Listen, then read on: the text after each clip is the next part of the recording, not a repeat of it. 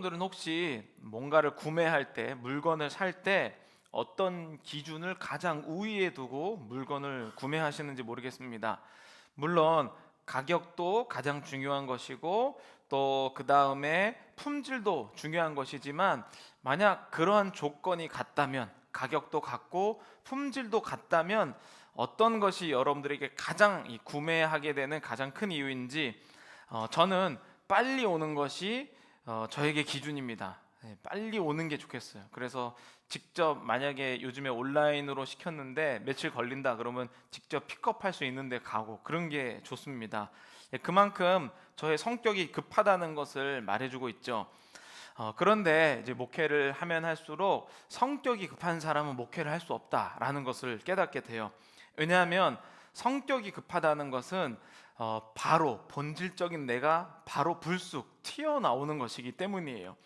저는 제가 개인으로서 서 있는 게 아니라 하나님이 보낸 사람으로 서 있기 때문에, 나의 개인적인 급한 성격이 나오는 것보다 하나님이 제 안에서 나오는 것이 가장 중요한 사람이기 때문입니다.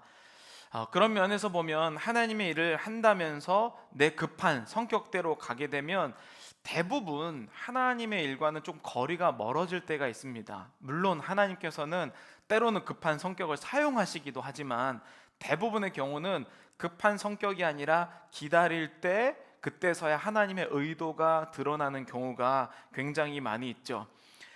오늘 이 느헤미야는 아닥사스다 왕에게 정말 모든 것을 다 지원받아서 왔습니다. 돈도 받고요, 재료도 받고, 군사도 받고, 행정권 명령, 이런 모든 것을 다 받아서 왔는데, 오늘 본문 읽어보시면 아시겠지만 느헤미야가 이 도시에 도착해서 바로 막 무슨 일을 한 것이 아니라, 다른 사람들에게 알리지 않고 3일 동안 그곳을 살펴보고 그 다음에도 바로 일을 진행하지 않고 사람들에게 이야기하는 모습을 오늘 느헤미야 2장 9절부터 20절까지 등장하는 것을 봅니다. 왜 느헤미야는 이런 행동을 했을까? 어떻게 보면 2장 1절부터 8절까지 하나님께서 느헤미야에게 이미 1장부터 2장까지 거의 4개월에서 6개월 동안 기다리게 하셨잖아요. 하나님의 소식을 듣고 거기에서 열심히 기도하면서 준비하고, 이제 2장에서는 그 기도기 응답이 이루어져서 왕에게 다 받았습니다. 모든 것을 다 받았는데 굳이 예루살렘에 가서 또 기다릴 필요가 있었냐는 거죠.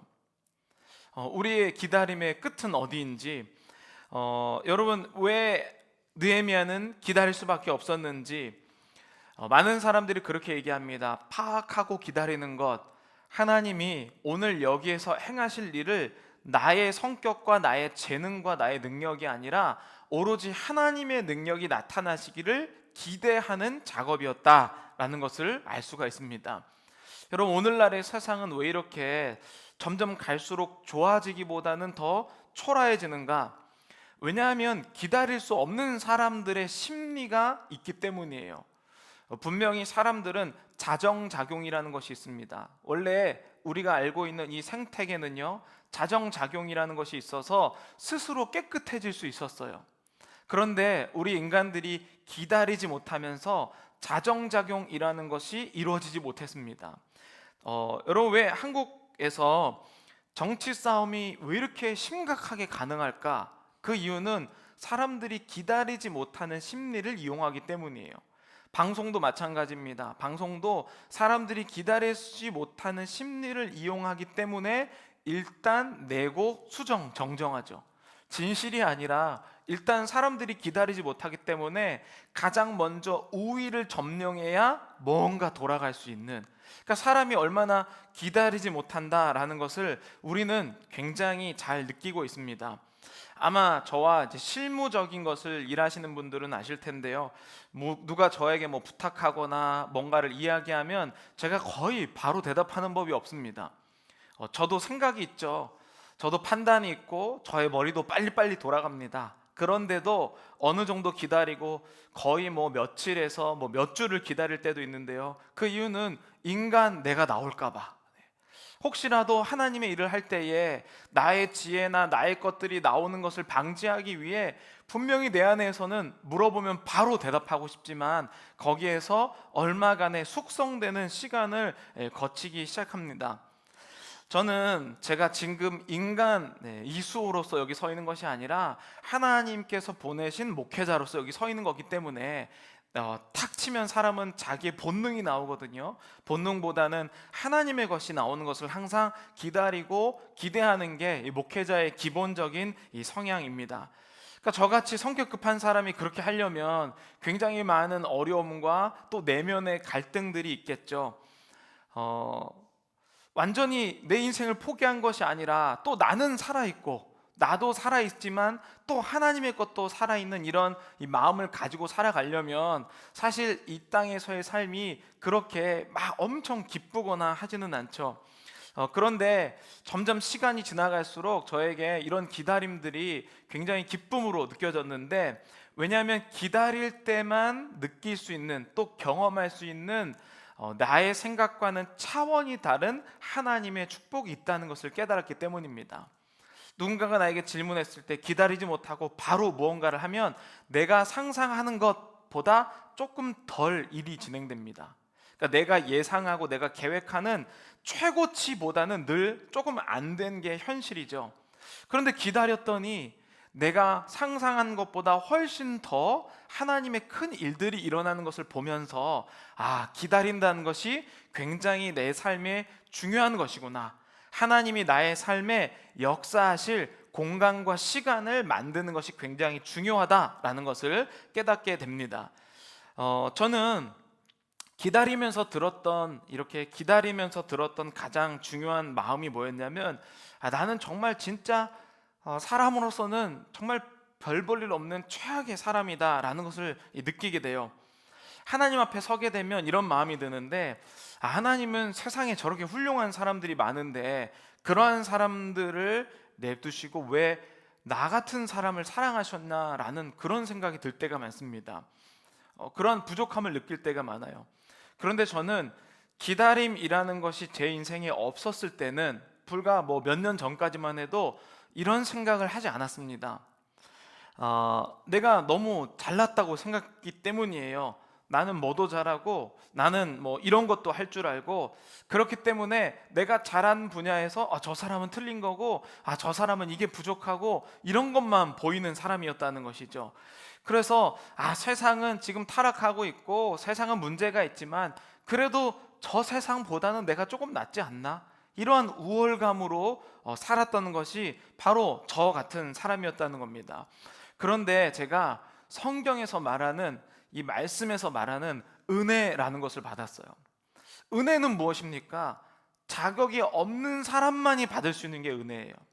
저는 그동안 내가 얼마나 자격이 있는지, 내가 얼마나 하나님의 사랑을 받을 만한 사람인지를 인정받고 싶어 했고, 그것만 내 인생에 가득했는데 하나님께서 말씀하신 은혜라는 것을 봤더니 내 자격으로는 결코 받을 수 없는 거더라고요. 그래서 저는 은혜 받으면 막 기쁘고 막 세상을 막 다 이길 수 있을 것 같았는데, 은혜의 본질이라는 것을 딱 알게 되니까 생각보다 충격적이었습니다. 그래서 은혜의 본질, 그 진짜 은혜의 이면이 무엇인지 딱 봤더니 그게 오늘 말씀의 제목인 바로 은혜는 거울이었어요. 저는 은혜를 받으면 남들 막 비춰주는 건 줄 알았거든요. 나 은혜 받으면 이걸 가지고 막 다른 사람에게 막 팍팍 주고 그 거울을 막 여기 자신을 보세요. 얼마나 초라한지 구원 받으셔야 됩니다. 이런 건 줄 알았거든요. 남을 비추는데 거울을 사용했는데, 은혜의 본질을 딱 보니까 그 거울이 누구에게로 향한다? 나에게로 향하는 거예요. 내가 이거를 배워갖고 저 사람의 목회자라면 그런 마음을 가질 때가 더 많아요. 내가 이런 걸 배워서 다른 사람에게 막 비춰줘야 된다고 생각했는데, 은혜의 본질을 딱 마주해 보니까 그 거울이 나를 딱 비추고 있더라고요. 그래서 본질적으로 여러분, 거울이 나를 딱 비치잖아요. 말이 함부로 안 나와요. 왜냐하면 나를 비추니까 부끄러워서 말이 제대로 나오지 않는다는 거죠. 아직도 어떤 말을 들으면 불쑥 내 마음이 먼저 떠오를 때가 있거든요. 그리고 불쑥 어떤 말을 들으면 화가 나고 막 복수하고 싶고, 받은 것 이 받은 거 되갚아주고 내가 억울한 마음이 드는데 그거 어떻게든지 막 설명하고 싶은 욕망이 있잖아요. 그렇죠? 우리에게는 은혜의 거울을 남에게 비출 때, 근데 나에게 딱 비추잖아요. 은혜의 거울을 남에게 비추면 내가 억울한 상황 다 그거 설명하느라고 너무 바빠요. 한 사람이라도 더 내 편을 만들려고 막 돌아다닙니다. 근데 은혜의 거울을 나에게 비추면 기다릴 수가 있어요. 그게 바로 알고 봤더니 내가 예수님께 한 일이 그런 일이었더라고요. 예수님께 기다리지 못하고 예수님을 몰아붙이고 예수님께 원망하고 예수님을 미워하고, 예수님은 매번 그거를 참고 내가 하는 이 일을 당해 주셨다는 것을 깨닫게 됩니다. 사실 여러분, 성경에 나오는 지옥에 갈 사람들의 명단을 이 조목조목 따져보잖아요. 나예요. 네. 이 성경에 나오는 지옥 갈 사람들의 명단, 거기에 나오는 그러한 이 항목들을 딱 보면 바로 납니다.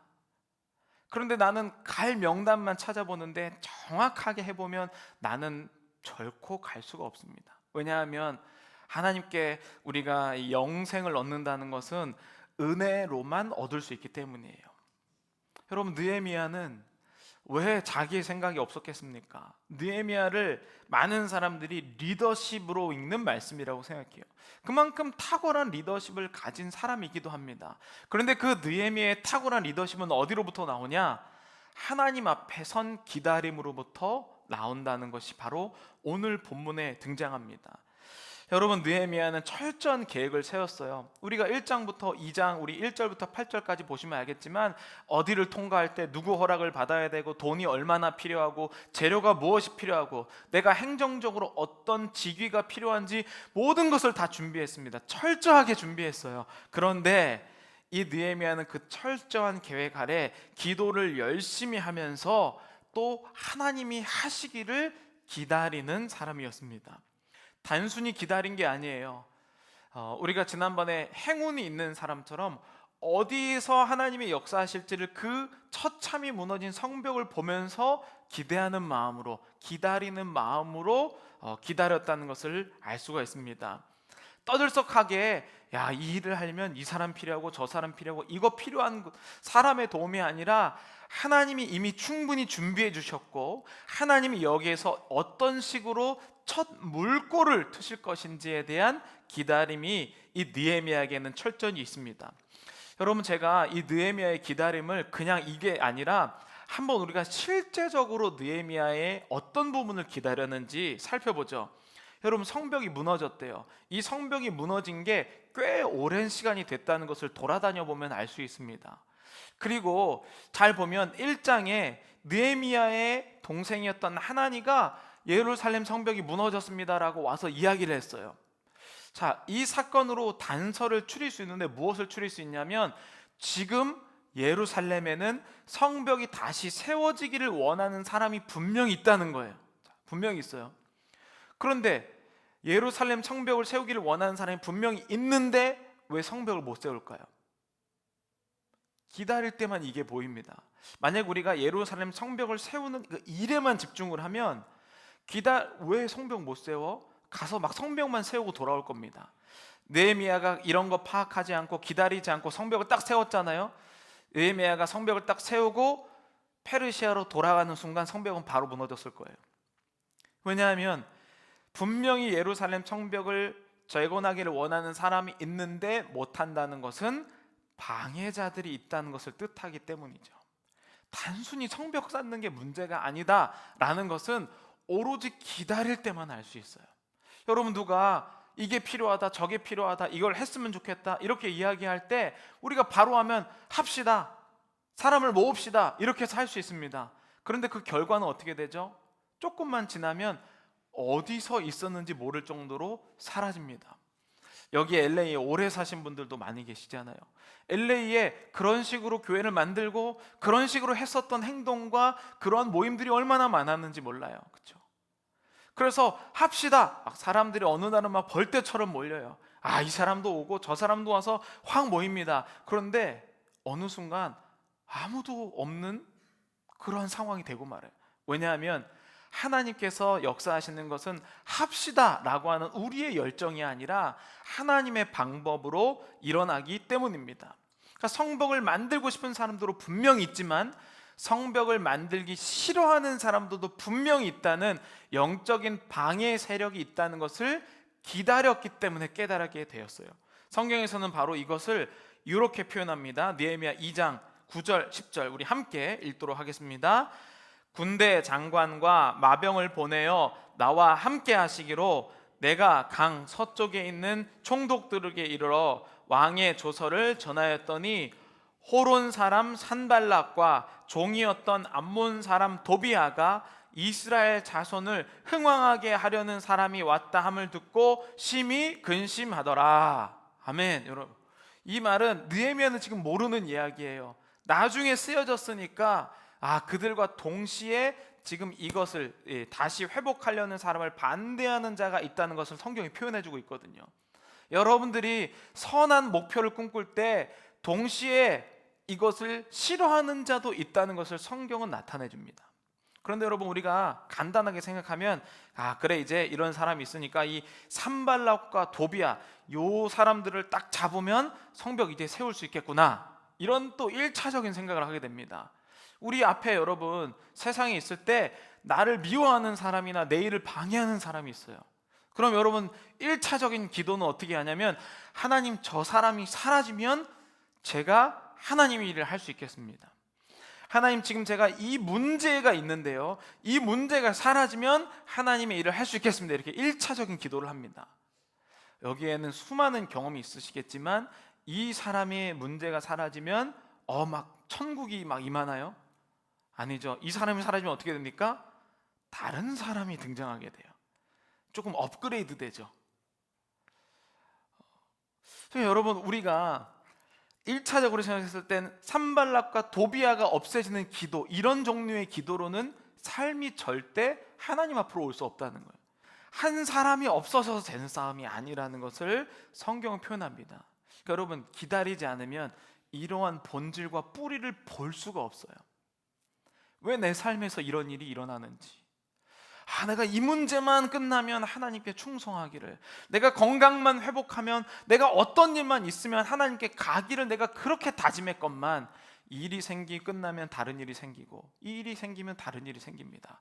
결국 영원히 우리는 호론과 암몬 사람의 이 손길 안에서 벗어날 수가 없어요. 언제 알 수 있냐? 내가 기다리고 은혜의 거울이 나를 비출 때에만 너 지금 이 일이 문제가 아니라 이 일 뒤에 있는 하나님의 영적인 의미를 깨달을 수가 있게 된다는 겁니다. 여러분, 하나님께서 이 느헤미야를 이 땅에 지금 예루살렘의 성벽을 재건하러 보냈을 때에 이 느헤미야에게 모든 것을 갖추고 그 다음에 거기에서 하나님만을 바라볼 수 있도록 훈련하고 계신 것을 우리는 이 말씀을 통해서 깨달을 수가 있습니다. 여러분, 왜 이런 사람들이 예루살렘에서 활기를 칠 수가 있었을까요? 사마리아 총독이라고 다 예루살렘에게 능력력을 미치고, 이 암몬 사람, 그러니까 여기에서 지금 정치적으로 큰 영향력을 끼치고 있는 이 도비아가 어떻게 이럴 수 있느냐는 거죠. 바로 성벽이 무너졌기 때문에 이들이 들어올 수가 있는 거예요. 성벽이 무너졌기 때문에. 오늘날의 의미로 보면요, 신앙의 바운더리가 무너진 겁니다. 여러분, 코비드 때 사람들이 교회 열심히 다니는 사람들 중에 지금 교회 안 다니시는 분들 굉장히 많거든요. 그것을 성벽이 무너졌다라고 표현해요. 왜냐하면 철저하게 우리가 예전에 엄청 빡세게 교육 받았거든요. 주일날 교회 안 가면 큰일 난다, 그렇죠? 근데 코비드 때문에 교회를 안 나왔는데 아무런 일이 일어나지 않는 거예요. 괜찮네, 온라인으로 개고 저 여행 가서 그냥 설교만 한번 들으면 되지, 굳이 우리가 그럴 필요가 있나? 이게 여러분 성벽이 무너진 상태인 거죠. 그러니까 성벽이 무너지면 하나님이 없어지는 게 아닙니다. 그 성벽으로 하나님 말고 다른 것들도 들어온다는 뜻이에요. 호론 사람과 암몬 사람이 내 마음에 와서 난리 치는 거예요. 집도 짓고 다 의미론으로 변경하고. 그러니까 여러분, 여기에서 왜 이런 사람들이 활개칠 수 있었는가? 성벽이 무너졌다라는 것은 바로 이런 것을 의미합니다. 그래서 이들은 이 성벽을 결코 다시 재건하지 못하도록, 결코 이들이 공동체에 들어가지 못하도록, 결코 이들이 신앙을 굳건하게 지키지 못하도록, 여러분 지금 이 상태는 많은 사람들이 착각하고 있는데, 지금 요 느헤미야가 간 요 상태는요, 성전은 남아있는 상태예요. 성전은 세워진 상태입니다. 성전은 그 전에 이미 재건이 됐어요. 근데 성벽이 무너지니까 성전이 기능을 못하고 있는 상태. 여러분, 성벽이 무너진 사람들 다 자기 기독교인이라고 생각합니다. 다 자기 하나님 안다고 생각하고 하나님 믿는다고 생각해요. 근데 성벽이 무너지면요, 다른 암몬과 이 호른 사람들이 거기서 집을 짓기 때문에 자기는 하나님의 사람이라고 생각하지만 여전히 자신의 삶 가운데에 하나님이 없는 행동을 하고 있다는 것을 오늘 본문은 적나라하게 나타냅니다. 그래서 여러분, 언제 이 악한 자들을 알 수 있냐면요, 기다려보면 악한 마음이 불쑥 나온다는 걸 알게 돼요. 그럼 한번 실험해 보세요. 오늘 이 말씀 이후부터 어떤 누군가가 나에게 딱 이야기를 하잖아요. 그러면 여러분들이 그 한 발 뒤로 물러서서 스텝백에서 딱 보세요. 어떤 마음이 제일 먼저 팝업 떠오르는지. 악한 마음이 오면요, 내가 내 마음을 한 발짝 뒤로 물러가서 누군가가 나에게 반응을 딱 튀어오는 마음을 볼 수 있는 이 여유가 있잖아요. 기다림이 있잖아요. 분별이 가능합니다. 아, 이거 사람에게서 나오는 거구나. 이거 나의 본질적인 나의 죄구나. 이거는 하나님께로부터 나오는 거구나. 이 말씀을 듣고 이제 딱 기다리는 마음을 가지면, 기다림을 가지고 나 자신을 바라보면요, 딱 분리되는 정말 놀라운 경험을 하실 겁니다. 거기 보면요, 악한 자가 저절로 나와요. 악한 자는 내가 때려 부술 수 없습니다, 여러분. 공중 권세 잡은 자 사탄, 예수님의 이름으로만 가능하지, 내가 아무리 능력 있고 힘이 많아도 사탄을 우리가 통제할 수 있는 능력이 없어요. 오직 하나님을 믿는 그 능력으로만 이것이 가능해요. 그러니까 우리는 기다릴 때 사탄이 무엇을 행동하는지 알게 되고, 그것을 통하여서 하나님께 기도할 때 이것을 무찌르는 역사가 여러분들께 임하시기를 간절히 축복합니다. 왜냐하면 이들에게는요, 여기에 돈벌이가 걸려있기 때문이에요. 이해관계가 여기 걸려있기 때문에, 이해관계가 걸린 사람은 기다리지 못하고 바로 나옵니다. 여러분, 우리의 삶에 하나님이냐 돈벌이냐 이 문제가 아니라 내가 하나님의 우선순위에 두느냐에 따라서 내가 어떤 행동을 하게 되는지 자동적으로 나오게 된다는 거예요. 여러분, 악한 사람은 그래서 못 기다리는 사람이 굉장히 많아요. 조금 더 레벨이 높은 악한 사람은 기다릴 수 있는 사람도 있어요. 그러나 본질적으로 대부분 악한 자들은요, 기다리지 못해서 자기 성격이 딱 나오는 대로 딱 행동하잖아요. 여러분, 교회에서 그런 경험 많으시죠? 내 성격이 누군가가 딱 얘기해서 바로 나왔다가 계속 후회하고 있는 모습들. 그것은 나의 성벽이 무너졌기 때문이에요. 여러분, 성벽이 세워지면 나를 본질적으로 컨트롤을 할 수 있게 됩니다. 왜냐하면 예수님이 내 인생의 주인이시기 때문이죠. 그래서 여러분, 기다릴 때에 악한 자를 분별할 수 있습니다. 악한 내 생각을 분별할 수 있어요. 그런데 여러분, 걱정하지 마세요. 기다리게 되면 악한 것도 분별하게 되지만 선한 것이 있다는 것도 분별을 할 수 있게 됩니다. 자, 느헤미야 2장 17절 18절을 보시면 우리 함께 읽어보도록 하겠습니다.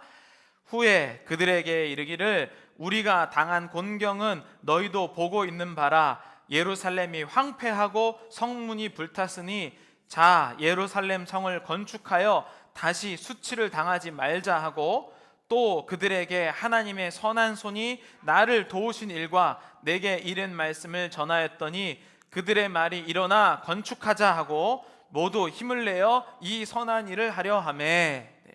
그동안 건축하고 싶은 사람들이, 이 악한 사람들이 활개를 치니까 아무 일도 못하고 있었어요. 그런데 느헤미야가 온 그 존재만으로 악한 사람도 일어나고 선한 사람도 일어났다는 거예요. 여러분, 하나님의 은혜의 거울이 여러분들 앞 비치시잖아요. 악한 것이 드러납니다, 본질적으로. 그런데 내 안에 하나님이 계시는 선한 것도 드러나는 역사가 여러분들에게 임하시기를 간절히 축복합니다. 여러분, 페르시아 왕의 능력으로 하는 게 아니었어요.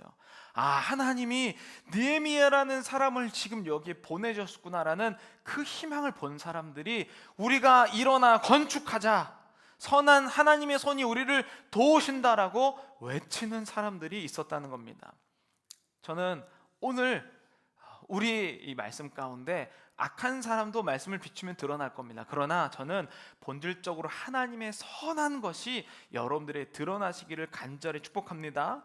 여러분, 마지막으로 19절 20절에 보면 이렇게 표현해요. 호론 사람 산발락과 종이었던 암몬 사람 도비아와 아라비아 사람 게셈이 이 말을 듣고 우리를 업신여기고 우리를 비웃어 이르되 너희가 하는 일이 무엇이냐, 너희가 왕을 배반하고자 하느냐 하기로. 이거 거짓말이잖아요, 그렇죠? 왕의 명령으로 왔는데 지금 성벽이 무너졌기 때문에 지금까지 이런 거짓말을 듣고도 설득됐다는 거예요.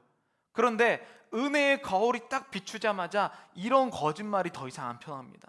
20절에 보면 내가 그들에게 대답하여 이르되 느헤미야가 하늘의 하나님이 우리를 형통하게 하시니 그의 종들인 우리가 일어나 건축하려니와 오직 너희에게는 예루살렘에서 아무 기업도 없고 권리도 없고 기억되는 바도 없다 하였느니라. 아멘.